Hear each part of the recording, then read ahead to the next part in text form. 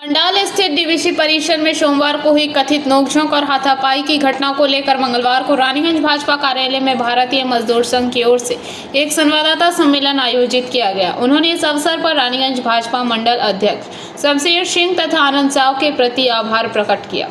सम्मेलन में रानीगंज मंडल 4 के अध्यक्ष राखाल दास और नेता रवि राय ने पूरे मामले पर संगठन का पक्ष रखते हुए इसे साजिश करार दिया। बीएमएस नेताओं ने कहा कि सोमवार को अंडाल डीवीसी गेट के बाहर बीएमएस के प्रदेश अध्यक्ष उज्जवल मुखर्जी डीवीसी चेयरमैन से मिलने आने वाले थे। उनके स्वागत और सम्मान के लिए स्थानीय कार्यकर्ता फूल माला लेकर वहां मौजूद थे। इसी दौरान भीड़ में कुछ असामाजिक तत्व घुस आए और नारेबाजी तथा धक्का मुक्की शुरू कर दी, जिसके बाद स्थिति तनावपूर्ण हो गई।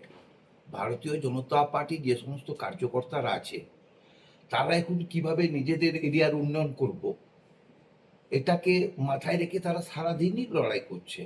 গতকালের যে আমাদের অশান্তি সেটা হয়তো আপনারা অনেকে হয়তো অনেকভাবে রোড়াচ্ছে বাজারে, এটা আমাদের কিন্তু রাজনৈতিক ভাগাভাগির অশান্তি নয়। এটা একটাই অশান্তি, আমি আমার পাড়ার কি করে উন্নয়ন করব, আমার সাথে আজকে যার অশান্তি বলে মনে করছেন আপনারা তারও কিন্তু ঠিক একই মোটিভ, যে তার এরিয়ার আমরা কি করে আমরা নিজের এরিয়ার কি করে উন্নয়ন করব, কত টাকাটা উন্নয়ন করতে পারবো। এই যে একটা জিনিস, এই উন্নয়নকে লক্ষ্য করে পরে কিন্তু আমাদের গতকালকের অশান্তিটা। আমরা ভাবলাম আমরা দুপক্ষ এসেছিলাম, কিন্তু আমাদের এখানে যিনি বিএমএস এর নেতা এসেছিলেন সেই নেতাকে সংবর্ধনা জানাতে। এরপরে কিছু কিছু মানুষ তারা আমাদের কানে গোড়াতে এসে করে তুলতে লাগলো, ও কাগজ দিচ্ছে ওর এরিয়ার বেকার ছেলেদের চাকরির জন্য। আমাকেও ঠিক সেম কথাই বলেছে যে ওর এরিয়ার লোক কাগজ দিচ্ছে এরকম ধরনের বেকার ছেলেদের চাকরির জন্য। এই যে একটা ভুল কমিউনিকেশন গ্যাপ, এই যে গ্যাপটার জন্য কালকে আমাদের এই অশান্তিটা হয়েছে। দেখলাম কালকে একদম হাতাহাতি ছিল, কালকে একদম রেসারেসি চলছিল, যেন মারমুখী হয়ে রয়েছিল। না, হাতাহাতি সেরকম কিছু ছিল না, ধাক্কাধাক্কি হয়েছে। ধাক্কাধাক্কি হয়েছে, বেকার ছেলেরা দীর্ঘদিন ধরে প্রচন্ড কষ্ট পাচ্ছে। আজকে ওরা কিভাবে আগে ঢুকবো কাজে, তার জন্য আমরা কতটা বিজেপির কাছের লোক, কতটা আমরা লড়াই করে পরে কাজটাকে আদায় করছি, এরকম ধরনের একটা ভাবের জন্য হয়েছে। আমরা তাদেরকে যথেষ্টভাবে সংযত করেছি, যথেষ্ট সংযত করেছি। আমাদের দুজনের লক্ষ্য একটা, যে ভারতীয় জনতা পার্টিকে সামনে রেখে আমরা আমাদের এরিয়ার উন্নয়ন করা, আমাদের এরিয়ার ছেলেদের বেকার ছেলেদের সমস্যা কিভাবে মেটানো যায় তার চেষ্টা করা। এই একই লক্ষ্য নিয়ে পরেও আমরা গেছি, একই লক্ষ্যে আমাদের অশান্তি হয়েছে। এবং সেটাও আজকে কিন্তু আমাদের এখানে আমাদের আরো 5 জনকে কাছে রেখে, আমাদের মন্ডল 1-এর প্রেসিডেন্টকে কাছে রেখে এটা আমাদের মিটে গেছে। তাই আজকে আপনাদের কাছে আমরা কোথাও বিভ্রান্ত ছড়ানোর কি চেষ্টা ছড়ানো হচ্ছে। তৃণমূলের একটা অংশ প্রতি মুহূর্ত বিভ্রান্ত ছড়াচ্ছে, এবং তারা কিন্তু প্রতি মুহূর্ত বিভ্রান্ত ছড়াচ্ছে। আমরা যাদেরকে বিজেপির কর্মী মনে করছি তাদেরকে কাছে রেখে বিভ্রান্ত ছড়াচ্ছে, ভুল বার্তা দিয়ে দিচ্ছে। একটা কথাকে বারবার 5 বার এরকম ভাবে এসে করে বলার ফলে আমরা কখনো কখনো আমরা ডিসব্যালেন্স হয়ে যাচ্ছি, আমরা সেখানে গিয়ে সেই গতটাতে পা দিয়ে ফেলছি। দাদা আপনি কি বলবেন এই বিষয়ে নিয়ে? এরকম রেসারেসি চলছে, দুটো গোষ্ঠীতে এরকম হয়েছে, এরকম একটা খবর ছড়িয়ে পড়েছে, তো কি বলবেন? দুটো গোষ্ঠীর কিছু ব্যাপার আছে নাকি? দেখুন, গোষ্ঠী বলে কিছু নেই। দাদা আমার থেকে বয়সেও বড়, এবং ইলেকশনের আগে থেকে অনেক কিছুই দেখেছেন, যে কাঁধে কাঁধ মিলিয়ে হাতে হাত মিলিয়ে একসাথে আমরা ইলেকশন লড়েছি। এবং ইলেকশন লড়ার পর আমরা সিদ্ধান্ত নিয়েছিলাম তো আগের থেকেই, যদি আমাদের সরকার আসে, যদি আমরা শিওর ছিলাম যে আমাদের সরকার আসছে, কারণ এই দুর্নীতি যা করেছিল তৃণমূল, সেখান থেকে মানুষ ভোট দিতে যদি পারে তাহলে সরকার আসবে, এটা আমরা জানতাম। আর মানুষ ভোট দিয়েছে বলেই আজকে সরকার এসছে। এবং সরকার আসার পর সরকারের মানুষ অনেক কিছু আকাঙ্ক্ষা করে আছে, যেগুলো স্বপ্ন পূরণ হয়নি। আমাদের ডিভিসি যখন সিপিএমের আমলে হয় তখন থেকেই আমাদের অন্ডালের বাসিন্দারা কোনো রকম কাজ পায়নি, বেকার যুবকরা কাজ পায়নি।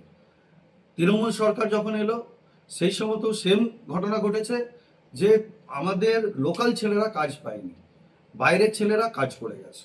তো এই একটা যে মনের মধ্যে যে ছিল যে এবারে যে সরকার এসছে, বিজেপি সরকার এসছে, আমরা বলেছি আমাদের প্রথমে লোকাল ছেলে ঢুকবে, তারপর যদি জায়গা থাকে তো পরবর্তীকালে আমরা চিন্তা ভাবনা করব। কিন্তু কালকে যে ঘটনাটা ঘটেছে অ্যাকচুয়ালি এটা তৃণমূলের রটানো ঘটনা। কালকে দেখেছেন একটু হাতাহাতি হয়েছে, সেটা কিন্তু আমাদের ছেলেরা ছিল না, সেখানে তৃণমূলের ছেলেরা ম্যাক্সিমামটা ছিল।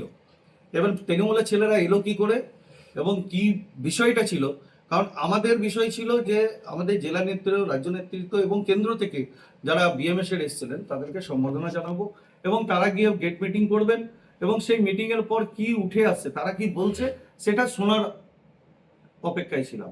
কিন্তু তার মাঝখানে যে একটা যে বিশৃঙ্খলা সৃষ্টি হয়, সেই বিশৃঙ্খলাতে দেখা গেল যে আমরা আমরা গোষ্ঠীর লোক, কোনো গোষ্ঠীর কোনো গল্প ছিল না।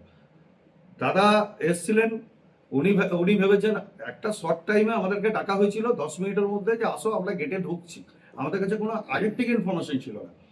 তো 10 মিনিটের মধ্যে এবার দাদাকে আমি কল করি, এবার দাদা হয়তো কোনো দিক দিয়ে খবর পেয়েছে, এবার খবরটাও দিয়েছে আমার মনে হয় যতটা তৃণমূল কোনো ইয়ে করে পাঠিয়েছে খবর হয়তো।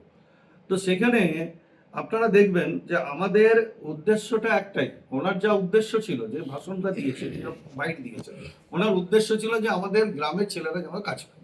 তো আমি যে ভাষণটা দিয়েছি আমি কি অন্য কোনো কথা বলেছি নাকি? আমি তো সেই কথাটাই বলেছি যে আমাদের অন্ডালের ছেলেরা যেন কাজ পায়, তারপর বাইরে দেখা যাবে, চিন্তা ভাবনা সেটা হবে।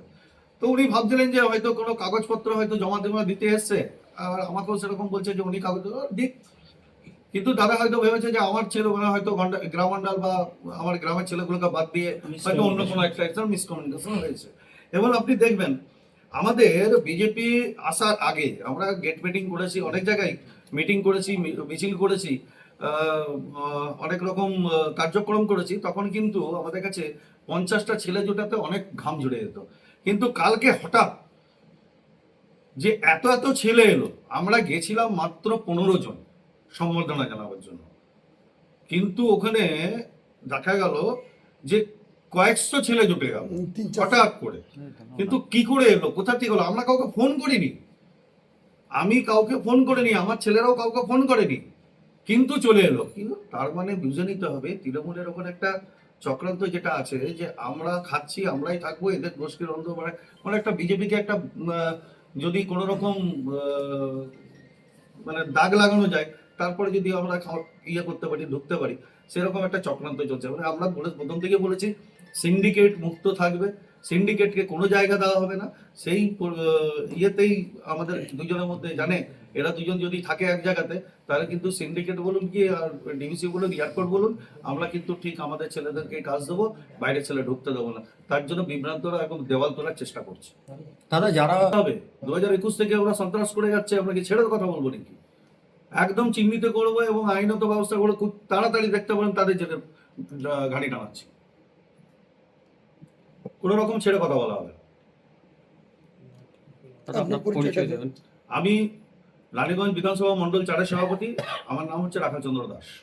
দাদা আপনার পরিচয়? রবীন্দ্রনাথ রায়, জেলা এক্সিকিউটিভ বডির মেম্বার, রানীগঞ্জ টাউন ইনচার্জ।